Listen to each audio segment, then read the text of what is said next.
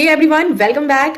Today I am starting एक minute में समझो संविधान series and this is part 1 of that series. Part 1 में हम कवर करेंगे आर्टिकल 1 से article 4 union and it's territories को। तो let's begin with article 1। Article 1 क्या कहता है? आर्टिकल 1 कहता है कि India that is Bharat shall be a union of state. Union का यहाँ पे क्या मतलब है? यूनियन का मतलब है राज्यों से मिलकर बनाया हुआ एक संघ, मतलब इसके राज्य कभी भी इससे अलग नहीं हो सकते हैं।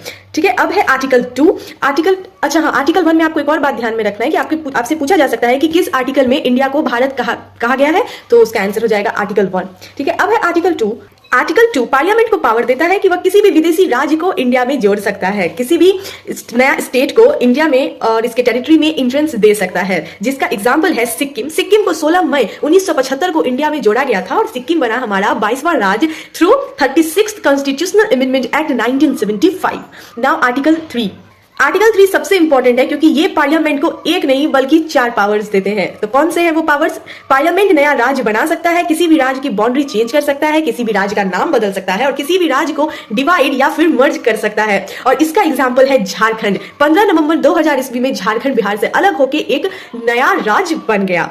Now article 4। आर्टिकल 4 कहता है कि आर्टिकल 2 और आर्टिकल 3 के अंडर जो भी कानून बनाए गए हैं वो किसी भी कॉन्स्टिट्यूशनल अमेंडमेंट को नहीं मानता, इसलिए इन्हें सिंपल मेजोरिटी से पास कर दिया जाता है, जिसका एग्जांपल है 9th कॉन्स्टिट्यूशनल अमेंडमेंट एक्ट 1960, जिसमें बैरोबेरी को ट्रांसफर कर दिया गया पाकिस्तान। और इसका दूसरा एग्जांपल है 100 CAA 2015, जिसमें लैंड ऑर्डर एग्रीमेंट को एग्जीक्यूट किया गया इंडिया और बांग्लादेश के बीच में।